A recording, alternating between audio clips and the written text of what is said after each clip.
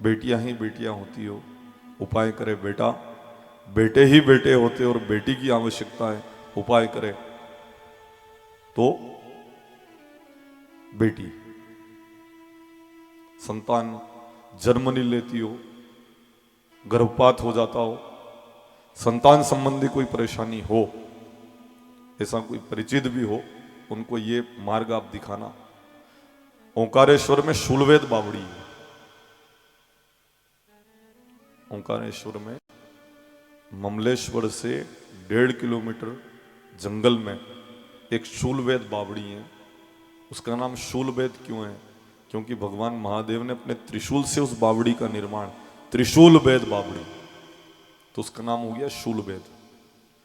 जो कोई पति पत्नी शूलवेद बावड़ी के पास स्नान करके अपने पहने हुए वस्त्र वहीं पर छोड़कर आ जाते हैं और मानता करके आते हैं कि संतान बेटी बेटा जन्म लेने पर हम आपको प्रणाम करवाएंगे, तो कुछ ही समय में शूलवेद माता की कृपा से संतान का जन्म होता है। एक नहीं, हजारों लोग वहां पर गए और सबको मन वांछित वहां से प्राप्त हुआ है शूलवेद बावड़ी में स्नान करने से।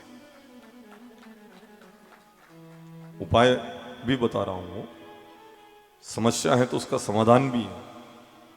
जब महादेव जी ने उस बावड़ी का निर्माण कर रखा है और काय के लिए, कर्म गलाने के लिए, संतान संबंधी कोई पिछला ऐसा संस्कार है कि बच्चे जन्म ही नहीं ले रहे हैं, जन्म लेकर जीवित नहीं रह रहे हैं, बेटियां ही जन्म ले रही हैं या बेटे ही जन्म ले रहे हैं, तो वह मन वांछित संतान अगर अल्प बुद्धि है, कामना करो तो संतान बुद्धिमान भी हो जाती है। ओंकारेश्वर तो लगभग सब गए होंगे। कहां ये बावड़ी? ओंकारेश्वर नर्मदा जी के एक तट पर है और दूसरे तट पर ममलेश्वर है। और जो ओंकार जी जाते हैं ना, कोई कोई ममलेश्वर भगवान का दर्शन भी नहीं करते हैं, पर ओंकारेश्वर ज्योतिर्लिंग नहीं है, वहां ज्योतिर्लिंग ममलेश्वर है।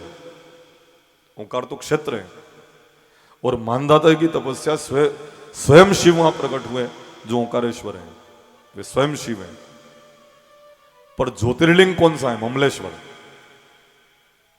नर्मदा जी के दूसरे तट पर ममलेश्वर है। अगर कोई दर्शन नहीं किए हो तो अब जाओ तो करना। वहां ममलेश्वर से 1.5 किलोमीटर दूर एक स्थान है शूलवेद बावड़ी का। नहर के नीचे होके जाना पड़ता है। मैं पूरा उसका बता दूं मार्ग आपको। नहर के नीचे होकर शूलवेद माता तक जाया जाता है और पहने हुए वस्त्र वहां छोड़ के आना है। जंगल का मामला है, इसलिए एक आध व्यक्ति साथ में जाए और स्नान करके आए।